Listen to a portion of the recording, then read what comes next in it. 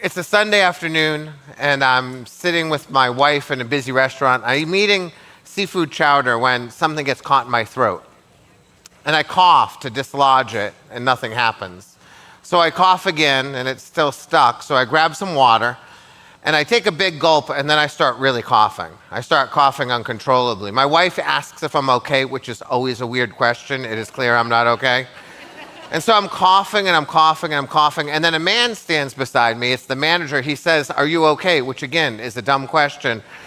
And then he asks, "Can I take you sort of aside, sir, to help you?" I think he's really being helpful. What he wants to do is to get the dying man out of the dining area so that if I am to die, it won't be in front of everyone else.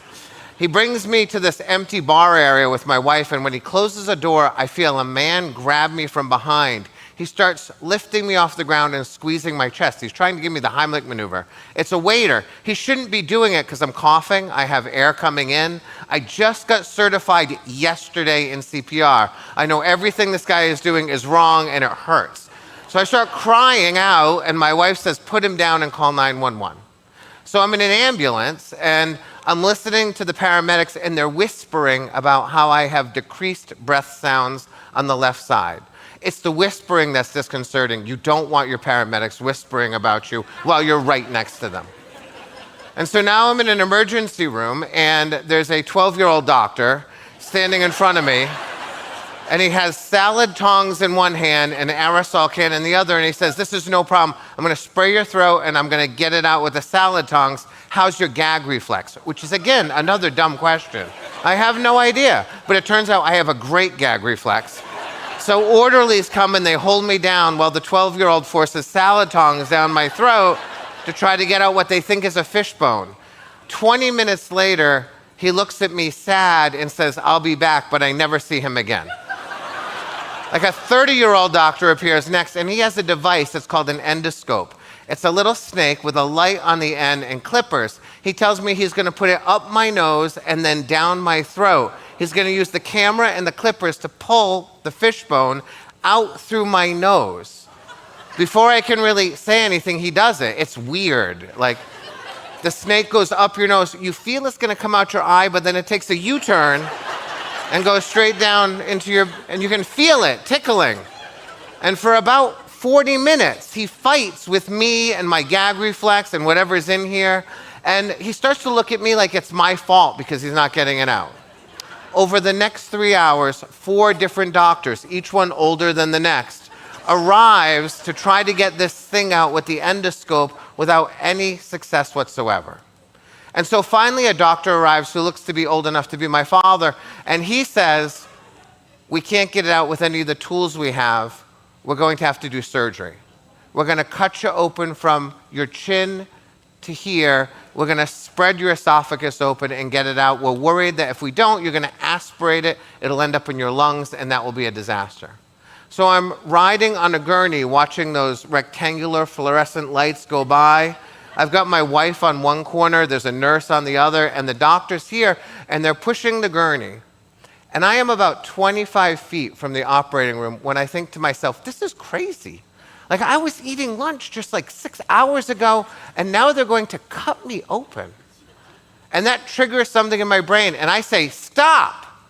And everything stops. For the first time that day, everything gets still. And I say, "This is crazy. Like, there must be something else we can do." I say, "Please, think outside the box." And for 10 seconds, nothing happens. And then the nurse says, "Well, we've never taken that endoscope and tried to put it down someone's throat before. Maybe we can get a little further and get to it." And I see the doctor's eyes go wide. I think because he's excited about helping me. That's not really what he's excited about, because 15 minutes later, I'm in a room, a very small room, with 12 doctors and 2 video cameras pointed at me because they're about to use a tool in a brand new way, and they're very excited about the prospect. They've pushed my wife into the corner of the room so I can't see her anymore. And before they begin the procedure, the doctor says, "Are you guys ready?" to the video cameras. And so with 2 orderlies holding me down because I have a great gag reflex, he takes that endoscope and he slides it down my throat and begins peering inside to find that object that I can still feel down there. He's in my throat for about 5 minutes, and then I see his eyes go wide. And he slowly pulls it out. And as it exits my mouth, I see on the end of the clippers, the thing that's been in my throat for more than 7 hours, a bay leaf. A bay leaf from the salad that landed perfectly in my throat, that if we had waited a little while longer, probably would have moistened to the point that it would have dropped into my stomach. I came 25 feet from surgery for a bay leaf.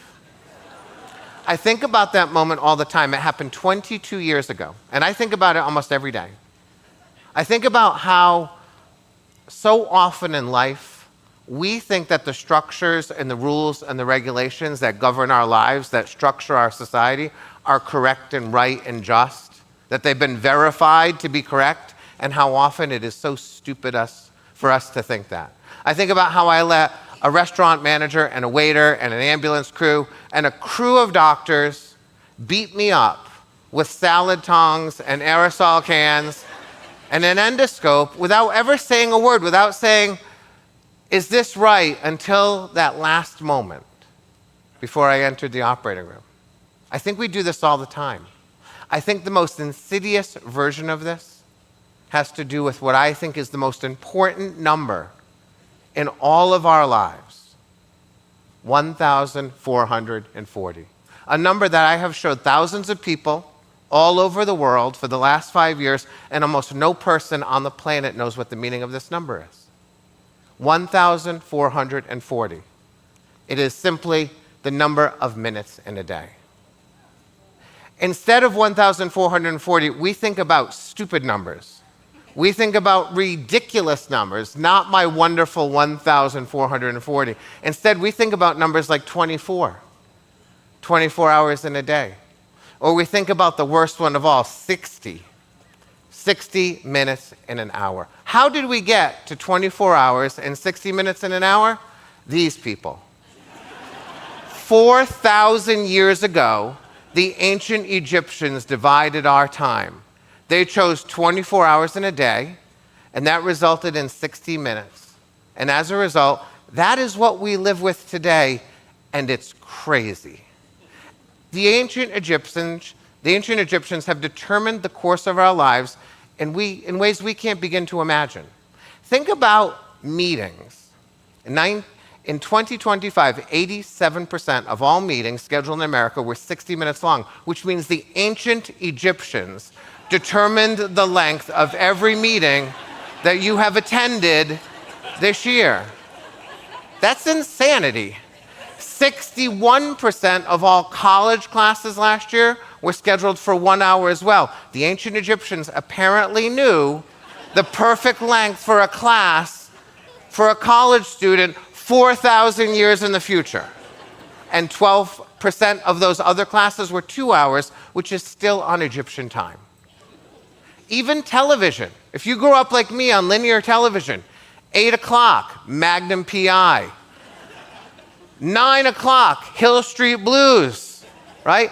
10 o'clock, The A-Team, right? Those television shows, their lengths were determined by ancient Egyptians. People who didn't know anything. People who thought that lightning was the weapon of the gods. People who thought that the heart, not the brain, was the center of thought. So much so that when they mummified people, they actually pulled the heart out and pulled the brain out and threw it in the trash. These are people who thought that the sun was carried through the sky on a boat. We're listening to these people and we structure our lives in this way. And we simply structure it this way because of the worst division problem in all of human history. My favorite number divided by 24, which yields 60 minutes in an hour. And it's a disastrous number for all of us. Think about the last meeting you attended, 60 minutes long. Did it really need to be 60 minutes long? Has any meeting in your entire life needed to be 60 minutes long? Ever? I have a better equation. I have one that I like a lot, one that I think we should adopt. I like this one a lot. The number 1,440 is also divisible by 36. And if we did that, we would have 40-minute hours. And we would have 36 blocks of time to divide our day rather than 24. And I think that's really important because the way that we think about time is pretty ridiculous. We don't think in 1,440. We think in 60s, and we think in 24s, and that's disastrous because it means we don't value minutes, and that is an awful thing. And I know you don't value minutes because I see you all the time. A meeting starts 4 minutes late, everyone in the room is incensed. How can they waste 4 minutes of our time? We've been here and they're not here. But if a meeting ends 4 minutes early, you take out your phones, you scroll, right? You start gossiping, you dither your time. 4 minutes at the top of the hour, precious as hell. 4 minutes at the bottom of the hour, you can throw them away like they're trash. That's how we live our lives. We wait for the top of the hour to begin the next thing, thinking that the minutes that are remaining in the hour are worthless.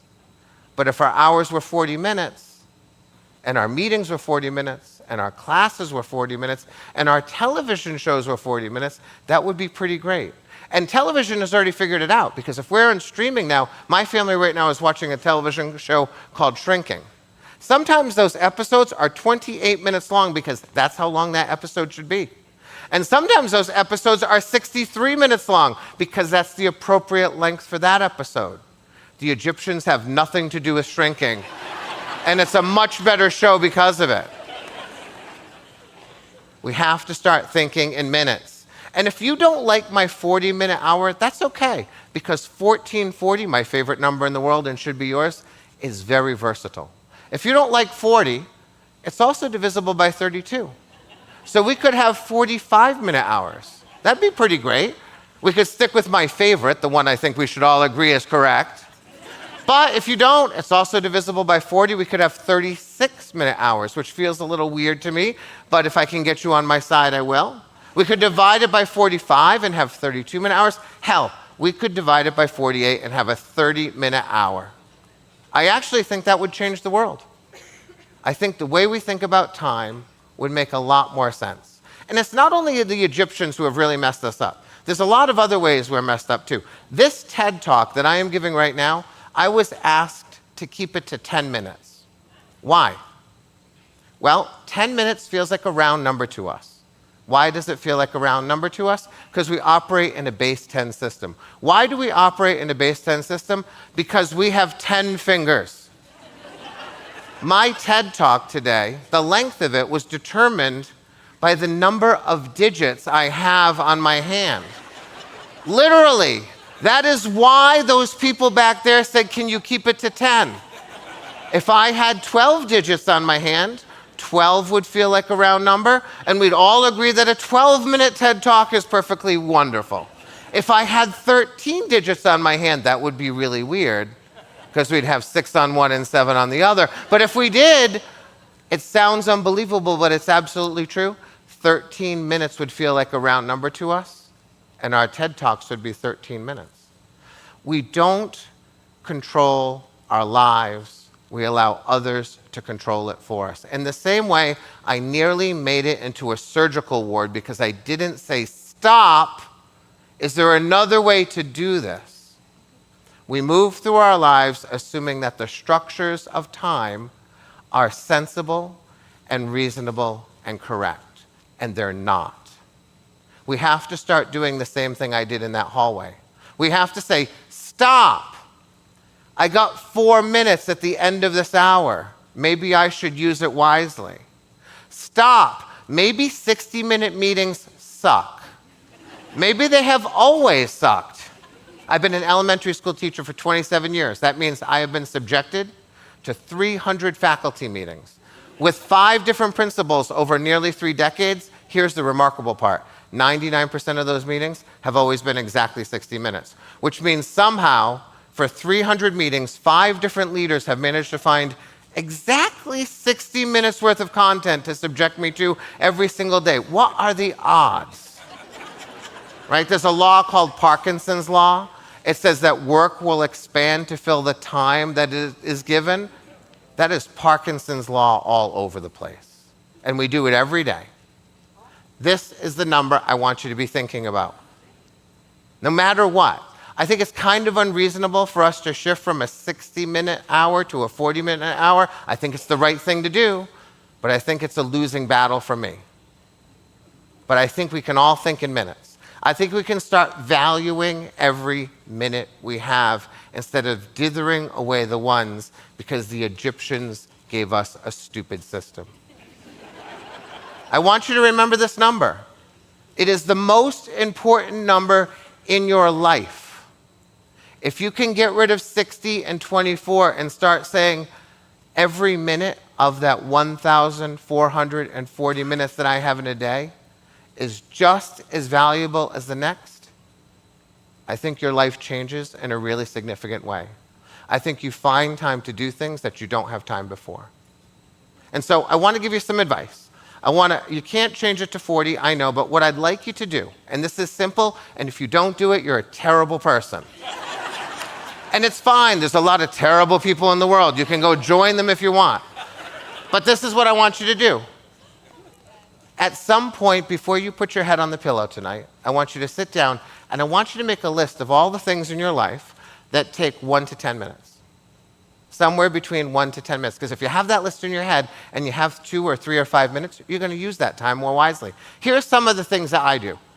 Read the right book. Right now for me, it's Mr. Rogers, 365 Days of Wisdom, 1 page. Takes me 1 minute to read. It's fantastic. I can empty a dishwasher in 6 minutes. Makes my wife very, very happy. Right? Okay, I can pet the cat, and in doing so, changes my brain chemistry, makes me happier as a person. That's true. I can play 7 hands of poker with my son Charlie, makes him happy.